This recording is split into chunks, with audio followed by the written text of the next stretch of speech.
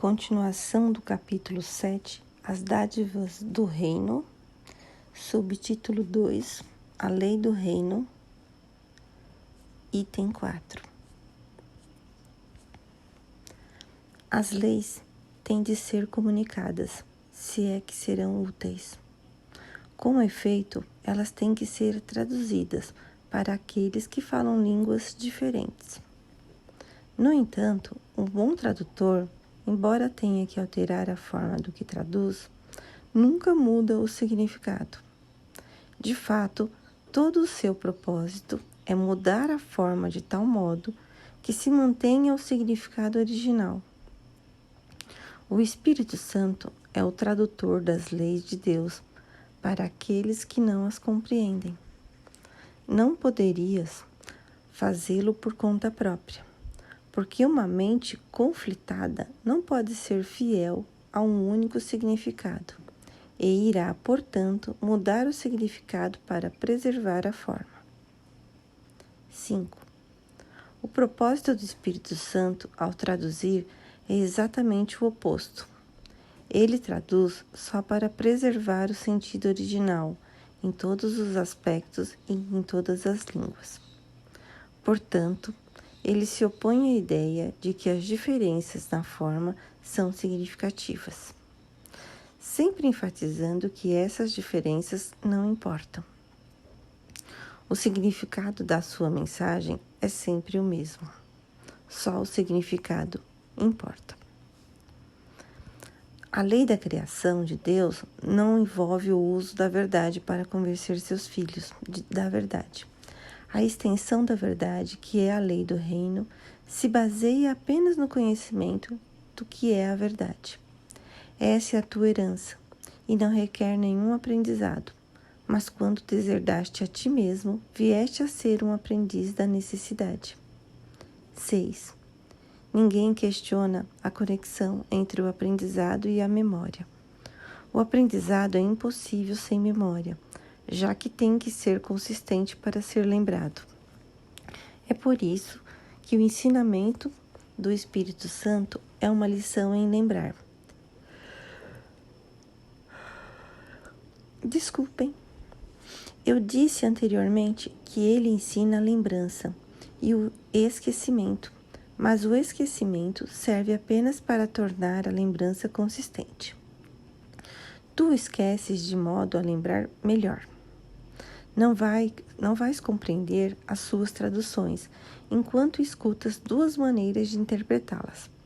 Portanto, tens que esquecer ou abandonar uma para compreender a outra. Esse é o único caminho no qual podes aprender a consistência de modo que possas, afinal, ser consistente. 7. O que pode significar a perfeita consistência do reino para aqueles que estão confusos? É evidente que a confusão interfere com o significado e, portanto, impede o aprendiz de apreciá-lo. Não há nenhuma confusão no reino porque há apenas um significado.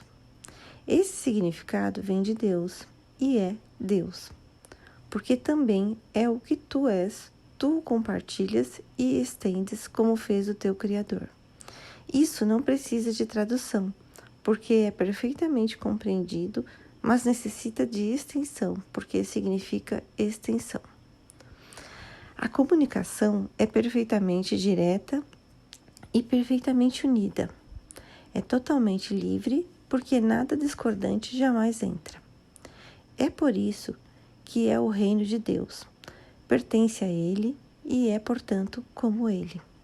Essa é a sua realidade e nada pode agredi-la. Subtítulo 3. A realidade do reino. Item 1. O Espírito Santo ensina uma lição e a aplica a todos os indivíduos em todas as situações. Sendo livre de conflito, ele maximiza todos os esforços e todos os resultados. Ao ensinar o poder do reino do próprio Deus, ensina-te que todo o poder é teu. A sua aplicação não importa, ele é sempre máximo. A tua vigilância não estabelece como teu, mas te capacita a usá-lo sempre e de todas as maneiras. Quando eu disse estou contigo, sempre literalmente quis dizer isso. Não me ausento de ninguém em nenhuma situação. Como eu estou sempre contigo, tu és o caminho, a verdade e a vida. Não fizeste esse poder assim como eu também não o fiz.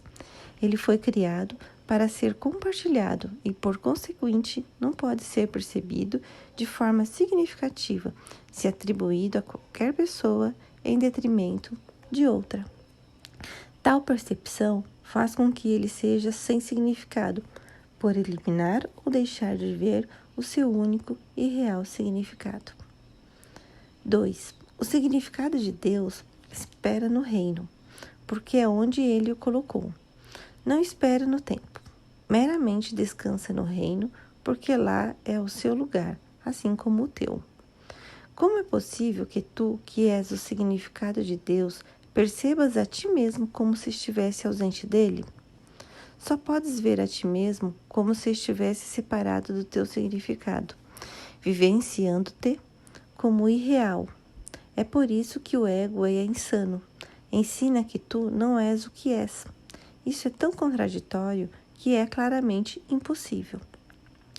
Essa é, portanto, uma lição que não podes realmente aprender e, portanto, não podes realmente ensinar. Porém, estás sempre ensinando. Por conseguinte, tens que estar ensinando alguma outra coisa, mesmo que o ego não saiba o que é. O ego, então, está sempre desfeito e suspeita dos teus motivos. A tua mente não pode ser unificada em aliança com o ego, porque a mente não pertence a ele. Assim sendo, o que é traiçoeiro para o ego é fiel à paz. O inimigo do ego é, portanto, teu inimigo. Eu já disse que o amigo do ego não é parte de ti, porque o ego se percebe em guerra e, portanto, necessita de aliados. Tu, que não estás em guerra, tens que procurar irmãos e reconhecer como irmãos todos aqueles que vês, porque só os iguais estão em paz. Como os filhos iguais de Deus têm tudo, não podem competir. No entanto, se percebem qualquer um de seus irmãos como qualquer outra coisa, que não seja seus iguais perfeitos, a ideia de competição entra em suas mentes. Não subestimes a tua necessidade de ser vigilante, outra contra essa ideia, porque todos os seus conflitos vêm dela. Essa é a crença em que interesses conflitantes são possíveis e, portanto, tu aceitaste o impossível como verdadeiro. Isso é diferente de dizer que percebes a ti mesmo como irreal? Item 4. Estar no reino é meramente enfocar toda a tua atenção nele. Enquanto acreditares que podes tratar do que não é verdadeiro, está aceitando o conflito como tua escolha. É realmente uma escolha? Parece ser, mas a aparência e a realidade dificilmente são a mesma coisa. Tu que és o reino não estás preocupado com as aparências. A realidade é tua porque és realidade. É assim que tem e ser. É assim que ter e ser, em última instância, se reconciliam. Não no reino, mas na tua mente.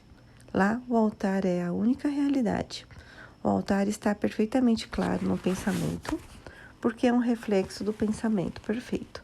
A tua mente certa vê só irmãos, porque só vê na sua própria luz.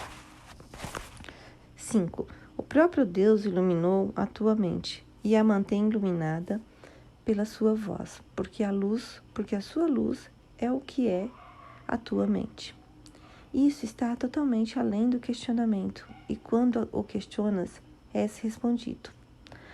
A resposta simples desfaz a questão, estabelecendo o fato de que questionar a realidade é um questionamento sem significado.